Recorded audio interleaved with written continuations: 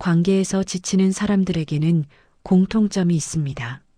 사람을 싫어해서 지치는 것이 아닙니다. 오히려 사람을 중요하게 생각하기 때문에 지칩니다. 대화가 끝나도 대화가 끝나지 않는 순간이 있습니다. 집으로 돌아오는 길에 엘리베이터 안에서 불을 끄고 누운 뒤에도 몇 시간 전 장면이 계속 이어집니다. 누가 어떤 표정으로 웃었는지, 내가 어떤 타이밍에 말을 멈췄는지, 왜 그 순간 공기가 잠깐 어색했는지, 머릿속에서 다시 재생됩니다. 내가 너무 단정하게 말했나? 조금 더 가볍게 넘겼어야 했나? 상대가 갑자기 조용해진 이유가 있었나? 괜히 분위기를 불편하게 만든 건 아니었나? 분명 아무 일도 없었습니다. 싸운 것도 아니고 서로 상처를 주지도 않았습니다. 그런데 마음은 계속 확인을 합니다. 관계에서 지치는 사람은 대화를 하고 끝내는 사람이 아니라 대화를 검토하는 사람입니다. 그날 있었던 말을 다시 정리하고 다음에 비슷한 상황이 오면 어떻게 말할지까지 혼자서 연습합니다. 그래서 사람을 만난 시간이 아니라 사람을 만나고 난 시간이 더 피곤합니다. 두 번째 공통점은 불편함을 바로 표현하지 못한다는 점입니다. 싫다고 말하기 전에 이후에 생길 장면을 먼저 떠올립니다. 잠깐 어색해질 공기, 설명이 필요한 침묵, 그 뒤에 남을 거리감. 그 장면을 알기 때문에 대신 다른 말을 선택합니다. 괜찮아요. 상관없어요. 제가 맞출게요. 그럴 수도 있죠. 그 순간 관계는 유지됩니다. 문제도 없어 보입니다. 하지만 마음은 기록합니다. 한 번 넘긴 순간, 두 번 참은 순간, 세 번째 웃고 넘긴 순간, 이 기록은 사라지지 않습니다. 쌓입니다. 관계에서 지치는 이유는 큰 사건 때문이 아니라 작은 양보가 오래 지속되기 때문입니다. 쉬고 싶은 날에도 약속을 잡고 힘든 일정에도 가능하다고 말하고 내키지 않는 부탁에도 웃으며 고개를 끄덕입니다. 그때마다 관계는 부드럽게 지나가지만 내 마음은 조금씩 닳습니다.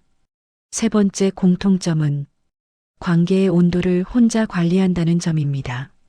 누가 차갑게 말하면 원래 저 사람은 저렇지라고 해석하고, 누가 무례하면 오늘 힘든가 보다라고 받아주고, 누가 무관심하면 내가 예민했나라고 자신을 의심합니다. 갈등을 줄이는 대신 자기 감정을 계속 할인합니다. 그런데 관계는 이상하게도 할인된 감정을 정상으로 착각합니다. 계속 맞춰주면 그게 기본이 됩니다. 계속 이해해주면 그게 당연히 됩니다. 계속 먼저 연락하면 그게 역할이 됩니다. 처음에는 배려였는데 어느 순간부터는 의무가 됩니다. 이쯤 되면 관계에서 지치는 사람의 하루는 이렇게 흘러갑니다. 아침부터 이미 에너지가 적습니다. 회사나 모임에서 웃으며 말합니다. 괜찮은 사람처럼 보이려고 노력합니다. 집에 오면 조용해집니다. 누군가 메시지를 보내도 바로 답하지 못합니다. 싫어서가 아니라 남은 에너지가 없어서입니다. 네 번째 공통점이 있습니다. 이들은 관계에서 자기 편을 잘 만들지 못합니다. 상대를 탓하는 순간이 오면 바로 그 다음에 자기 자신을 탓합니다. 내가 너무 예민했나? 내가 너무 기대했나? 내가 좀 더 넓게 받아야 하나? 결국 결론은 항상 비슷합니다. 내가 조심하자. 그런데 그 조심이 계속되면 마음은 점점 작아집니다. 그래서 관계에서 지친 사람은 종종 이렇게 느낍니다. 사람이 싫어졌다고. 하지만 정확히는 사람이 싫어진 게 아닙니다. 사람을 만나고 난 뒤에 치르는 후처리가 너무 힘든 겁니다.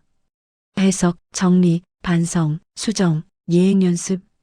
이 후처리가 길어질수록 사람을 만나기 전부터 부담이 생깁니다. 그럼 결국 어떻게 되느냐? 이들은 싸우지 않습니다. 대신 거리를 둡니다. 관계를 끊는 게 아니라 관계에서 빠져나올 틈을 만듭니다. 연락이 조금 늦어지고 약속을 조금 줄이고 혼자 있는 시간을 조금 늘립니다. 그게 이 사람들에게는 회복이기 때문입니다. 여기서 중요한 건 그 거리가 차가움이 아니라는 겁니다. 그 거리는 살기 위한 거리입니다. 더 무너지고 나서 관계를 망치기 전에 지금 멈춰서 자신을 살리는 방법입니다. 여기서 잠깐 가장 흔한 장면 3가지를 더 보겠습니다. 첫 번째 장면은 직장입니다. 회의에서 누군가가 짧게 말합니다. 그건 아닌 것 같은데요. 그 말이 틀렸다는 뜻인지, 내 의견이 불편하다는 뜻인지, 그냥 바쁘다는 뜻인지, 표정과 톤을 보고 판단해야 합니다. 관계에서 지치는 사람은 그 말을 사실로 끝내지 못합니다. 그 말 뒤에 숨어 있을지도 모르는 감정을 찾습니다. 그리고 그 감정을 찾느라 정작 내가 하고 싶던 말은 줄어듭니다. 회의가 끝난 뒤에도 마음은 끝나지 않습니다. 내가 더 근거를 준비했어야 했나? 내가 너무 자신 없어 보였나? 내가 말할 때 목소리가 떨렸나? 그렇게 하루가 한 번 더 소진됩니다. 두 번째 장면은 가족입니다. 가족은 더 어렵습니다. 가까워서가 아니라 관계가 끊을 수 없는 구조이기 때문입니다. 상대가 툭 던진 한마디가 오래 남습니다. 너는 왜 맨날 그래? 그 정도로 힘들어? 다들 그렇게 살아. 관계에서 지치는 사람은 대꾸를 하지 않습니다. 대꾸하면 싸움이 되기 때문입니다. 대신 마음속에서 수십 번 대꾸합니다. 할 말을 다 해놓고도 입 밖으로는 아니야, 괜찮아가 나옵니다. 그리고 그 밤은 이상하게 길어집니다. 세 번째 장면은 친구입니다. 친구와의 약속에서 내가 늘 먼저 맞춥니다. 시간도 장소도 메뉴도 처음엔 괜찮습니다. 하지만 어느 날 문득 생각합니다. 내가 오늘은 좀 쉬고 싶은데. 그런데 그 말을 꺼내기가 어렵습니다. 내가 싫은 사람이 될까봐, 내가 까다로운 사람이 될까봐, 관계가 불편해질까봐. 결국 또 웃으며 나갑니다. 그리고 집에 오면 즐거웠다 보다 끝났다가 먼저 남습니다. 이 세 장면에 공통으로 흐르는 감정이 있습니다. 나는 잘못한 게 없는데 왜 이렇게 작아지지? 나는 성에 있게 했는데 왜 늘 내가 조심하지? 나는 사람을 지키고 싶은데 왜 나만 닳지? 관계에서 지치는 사람의 마음속에는 항상 같은 문장이 반복됩니다. 이번만 참자. 이번만 넘기자. 이번만 맞추자. 그 이번이 쌓여서 어느 순간 항상이 됩니다. 그리고 그때부터 관계는 사람과 사람의 연결이 아니라 내가 수행하는 역할처럼 느껴집니다. 만약 이 영상이 조금이라도 걸린다면 오늘 하루만은 한 가지를 점검해 보셔도 좋겠습니다. 나는 오늘 누구에게 맞춰줬는지, 그 맞춤이 배려였는지, 두려움이었는지, 그리고 그 맞춤 뒤에 내 마음은 어디로 밀려났는지. 정답은 내리지 않겠습니다.